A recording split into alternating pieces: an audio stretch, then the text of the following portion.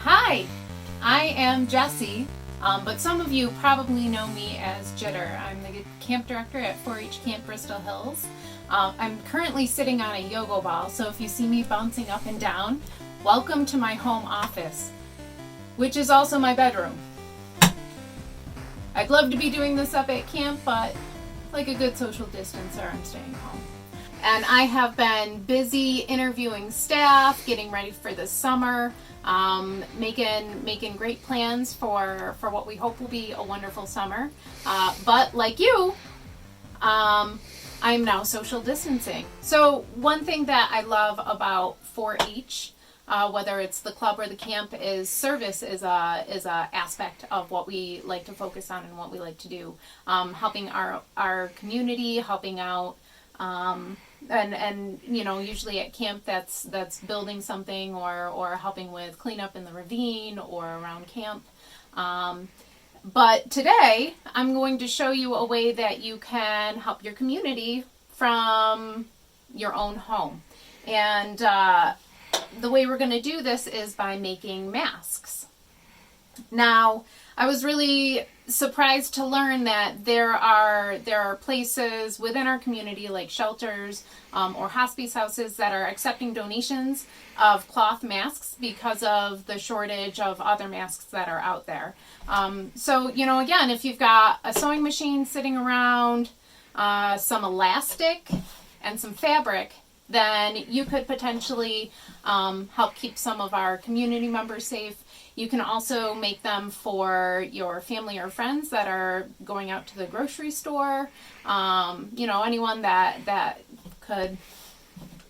having to go out rather than just staying inside the house. So, one thing I do want to say is that this 1/8" elastic has been pretty tricky to find. I looked online at Michael's, Walmart, Joann Fabrics, couldn't find that anywhere. However, I was able to order it off of Etsy. So there are some places online that you can order this. If you're in a pinch, when I was experimenting with this, I actually took some elastics, like hair elastics, and I was able to make this. This is a little bit smaller of a size. It's a child size. But in a pinch, you can do that. I also think you could probably use bias tape and make it into more of a tie. But today, we're going to be doing the elastic. And essentially what you do is you start out with a square. This is not a square. So sorry. This is a rectangle. You start out with a rectangle. And I'm going to put the dimensions for 3 different mask sizes. Before I had just seen one for adult and children. I thought that the adult mask was a little bit too large for me though. So I'm doing a smaller adult mask as well. So that's the dimensions that I'm working with. I just off the top of my head, this is 8 1/4 inch by 5 3/4 inch. So you start with a square. Oh my goodness, it's beautiful. Alright, so as I'm doing this, I'm using the presser foot as my guide. I don't want a huge seam, I think is what you call it. I have a confession to make. My confession is that I'm not exactly self-taught, but I never got like the fancy 4-H sewing machine lessons. So my mom taught me a lot. I did learn some stuff in home ec, but I might be referring to things as thingamajigs or just entirely incorrect. So it's okay because I think I'm just proving that literally anyone can do this. All right, back to sewing. All right, so I'm using the side of my presser foot, hopefully that's the word, to guide. And then, oh, hey, this is 7-inch elastic right here, 7 inches of elastic right here. It is 1/8 inch. There is a huge shortage of elastic. If you have tried to find some locally, you probably haven't been able to. I was able to order mine off of Etsy, and it only took probably about 3 days. I did get the expedited shipping, but I think it was worth it. I ended up finding 50 yards. I'm hopefully going to be making a lot of these. And I'm going to jump right back in. So with your 7 inches of elastic, what you're going to do is you're going to fit this inside in between your 2 pieces of fabric here. Did I mention that there were 2 pieces? I didn't before, but there are, because when we're doing this rectangle, we're sewing 2 pieces together. And so as I put my elastic between the 2 pieces, I'm going to have it kind of diagonally down. It's going diagonally across that way.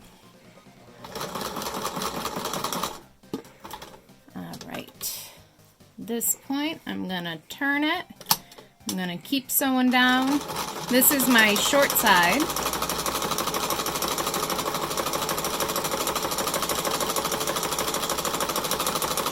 Moving right along.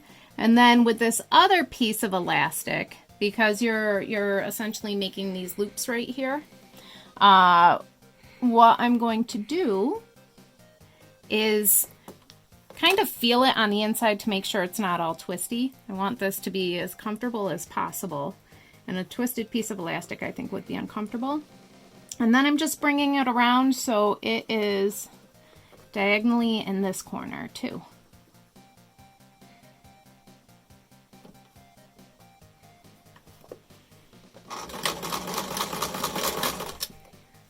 So to not quite the edge, you know, still trying to use that, I think it's a 1/4 inch for my seam. I'm going across this long side.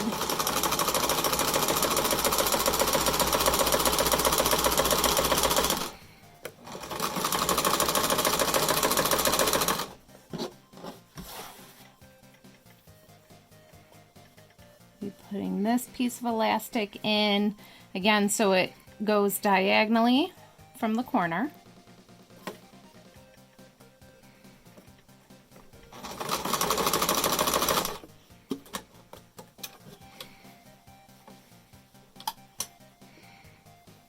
And then here's our other short side. I'm going to start coming down this side.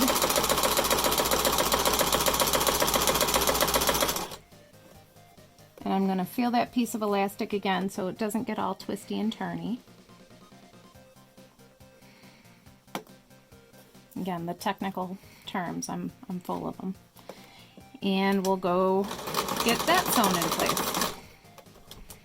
Hopefully. I think I caught it there. All right, and then this can sometimes be a tricky part. I want to make sure that I'm not sewing that elastic piece to the bottom part here. So I'm just kind of trying to move it with my finger. And with this is where I started. I'm going to leave this gap because that's how we're going to flip this thing inside out.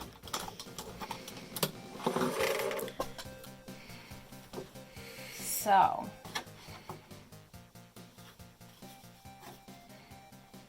just cutting off my loose ends, my long strings, I mean.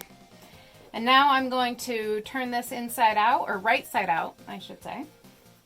And if you've done it correctly, then you're going to have your rectangle with, you know, little loopy-doos. But we're not done yet. All right, so this is the part that I found most challenging when I was trying to figure out what to do, because if you look at some of these right here, you can see that there are darts on the side.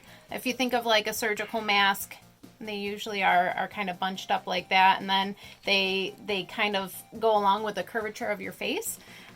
So when you're doing the darts for the sides, I figured out a trick after my first one, which is very lopsided. I mean, you can see one side is, ooh, that was when I wasn't doing this trick. But this is my trick. Okay, so as you're figuring out where these darts go, you're gonna start out on one side and pin. We're gonna use some pins today. And this takes me a few tries usually to get it just the way I think it would look good. Or that it won't look terrible, at least. I mean, this isn't a huge fashion accessory, but, you know, we want it to look as good as it can look. So, as you're putting the darts in, make sure they are going in the same direction. And they're going to also have to go in the same direction on the other side as well. All right. Yeah, you know, not bad, not perfect, but doesn't need to be perfect. So we've got our 3 on this side. This is the trick right here. You're going to use this side to kind of guide where your darts are going on the other side too. And you can look at the width here with the width over there. I'm sure there are much better ways for all you sewers out there. But again, you don't have to be amazing at this. I'm not an amazing sewer. This is just a way that I can try to help my community from a distance. And incidentally, if I have any of my friends that are watching this and you are in need of a mask, either because of the job that you have or, you know, for whatever reason, if you know someone that needs a mask, let me know. And I would gladly sew something up and send it their way. You can also look at your community, some of your community services, and see if shelters need them, see if the hospice house needs them. For a while, I know Thompson Hospital was accepting donations. I don't believe they are anymore. I could be wrong about that, though. But I think that this is just something that you can do to help out individuals, too. So, you know, not bad. Not bad. I've got my darts in there. Again, they're all going the same way. You don't want these going down and these going up. You want them all going the same way. And now I'm ready to sew. And this is another piece that is a little bit different than the tutorial that I learned from, because the person that I watched just kind of did the line once, did it again. And what I found is I was going the wrong way against the darts initially, and I didn't like that because they were bunching weird. So this is how I'm doing it instead. I'm just doing it a line at a time. All right, so I'm using the side of my presser foot. You could even get it closer to the edge if you want, but that's just so I'm not going to be boop, boop, boop, going everywhere.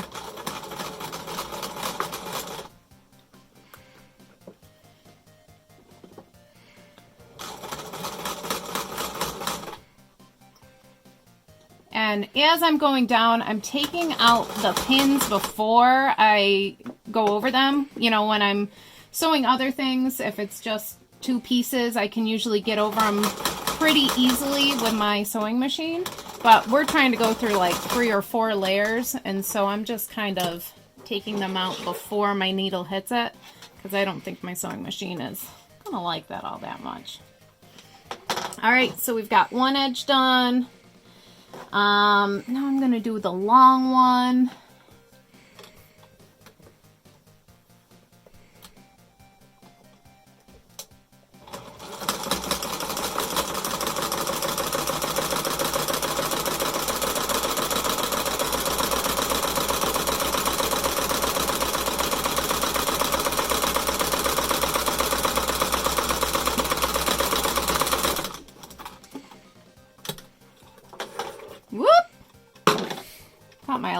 There. Okay, now I'm gonna flip it because again, I don't like going against those darts, so I'm gonna make sure I don't get that guy in there too. Do you like my sound effects? I'm only getting started. All right, so here we go. We're gonna go down this way. Again, you don't want to get right on top of those pins.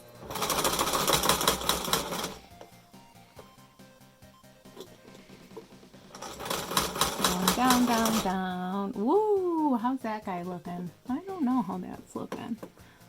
We'll see.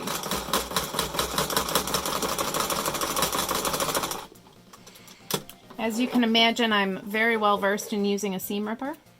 That's kind of my style of sewing, where I do it and then I seam rip it out. But we might be okay. Might not be too bad. Yeah, they're actually, that's matching up beautifully. Wow. I'm gonna cut this off real fast. And again, apologies to all you 4-H folk who are really well trained and could explain this a lot better. That's all right. Do what you can when you can. Okay, I'm gonna make sure I get that elastic out of the way because I don't want to accidentally sew that one to the back. And here we go. I'm doing my last side, my first last side, because we're actually going to be going over this again for a second stitching. I don't really know why, but the one that I watched told me that that's the way you should do it. And that's what I'm going to tell you all. And actually with this second stitching, now that I've got that first set in, I'm not going to do the individual lines. This is a great sewing move from home ec. This was life-changing when I learned it. What? You don't have to cut it and keep going on the next line. You just stick that pin in or the needle. It's a needle. You stick the needle in and turn it. That's amazing.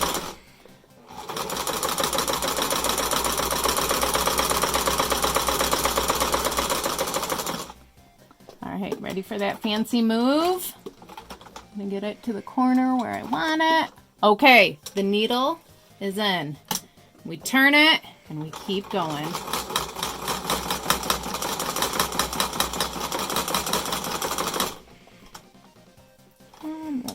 There, and this is, I believe, my final. Yep, I haven't done the double stitch on this side yet.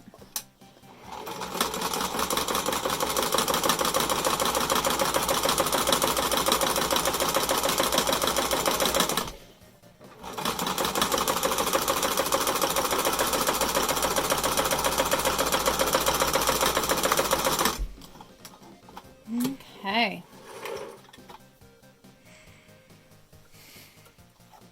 Snip that there, snip that there, and then snip off any other loose ends that you didn't get.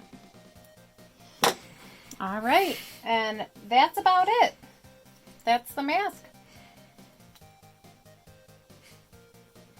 You know, not the best protection in the world, but it's better than nothing, or so I've read. Okay, so thank you for joining me today. Again, I encourage you to reach out to family, friends, neighbors. What I found out the other day is that with the United States Postage Service, you don't need to have you don't need to necessarily go down there to mail out packages. If you've got friends or family that are living far away, you can always get a click and ship label and just send things out right from the safety of your own home. So if you are sending these out someplace, that is an option for you.